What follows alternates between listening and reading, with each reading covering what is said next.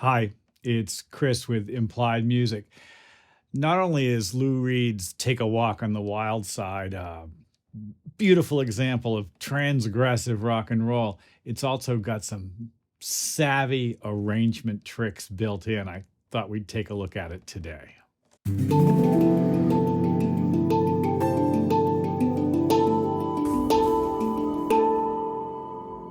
So, I mean, the first time I heard this song, I thought to myself, I was a little like embarrassed.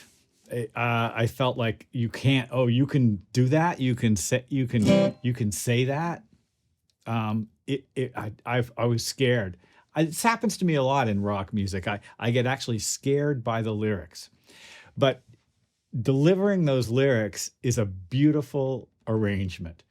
We're going to look at the bass line and look at how the two guitar chords work together. I don't really want to talk about the vocals too much. But, the first time I heard that song, I was young, of course, and I thought, it's just a C and an F.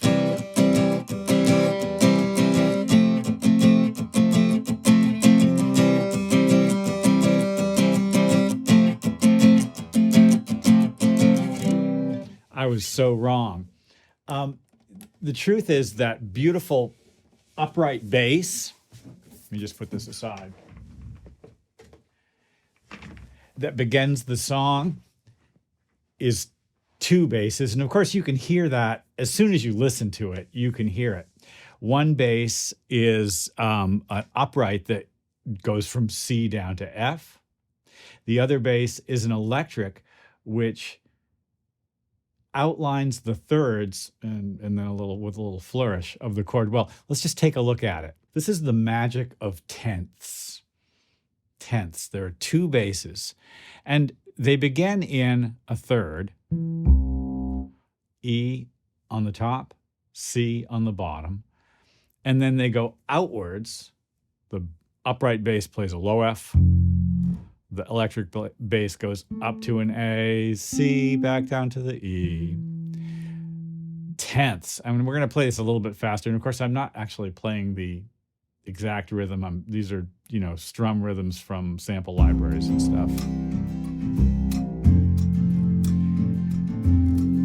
Listen to the way the thirds in the bass sound. I'm going to mute the two guitar parts.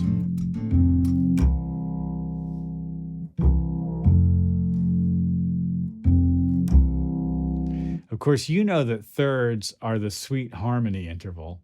Tenths are thirds. Tenths are a powerful harmonic tool. Two notes, C and E, D and F, E and G.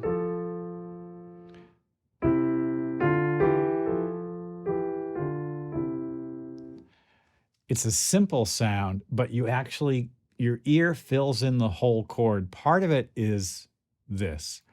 Each of those tones, especially on piano, contains harmonics, which, suggest other notes. So just the C suggests a G.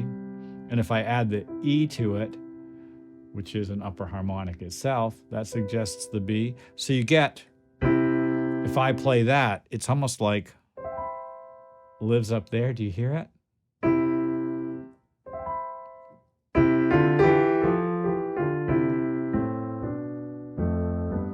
All tenths.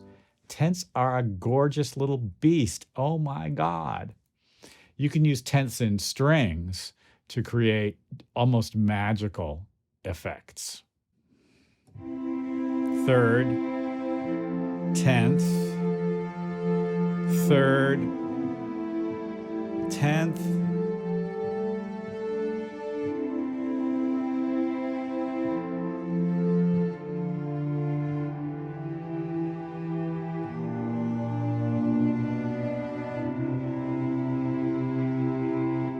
Tenths are a powerful tool.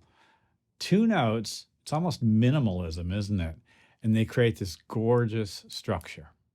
Well, let's go back to Walk on the Wild Side.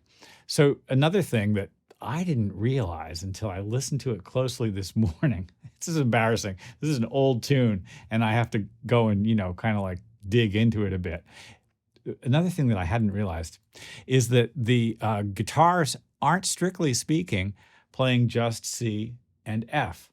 One guitar, the right side guitar, is definitely C, C, C, F, F, F, but the other guitar has a D in its part, and it creates a much thicker sound. Really surprised me. Here, look. That D is an important part of the sound. No doubt about it. I didn't really realize it.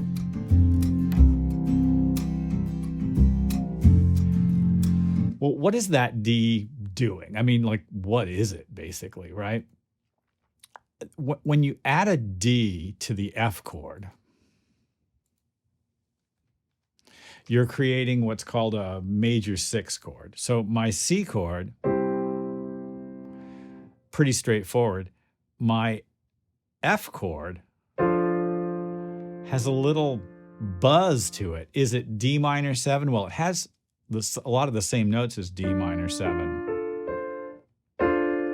See that? D minor 7, D, F, A, C. But when you put the F in the bass, you get a different effect. C, F6. It doesn't have the same burn as a flat 7. Here's the flat 7 sound. C, F7, very bluesy, right?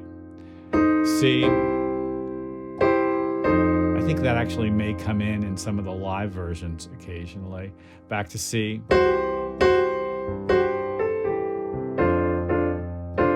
F6. Lou Reed, rock giant and an arranging superstar. The vocal harmonies later on in the tune are genius. The use of tenths is a powerful way to very efficiently suggest expansive harmonies. And in a way, nothing suggests the sort of starkness of the world that the lyrics create more than just that 2-note bass line. God knows how it happened. I would love to have been in the studio. Maybe someone somewhere has told the story of how those 2 bass parts came to be. I would love to know it. Maybe you know. Well, I hope this has been useful. Tenths are a great tool to reach for when you're writing for strings, for pads. Sounds great in piano. Don't be afraid of them. They're like thirds, just wider. I'll see you next time.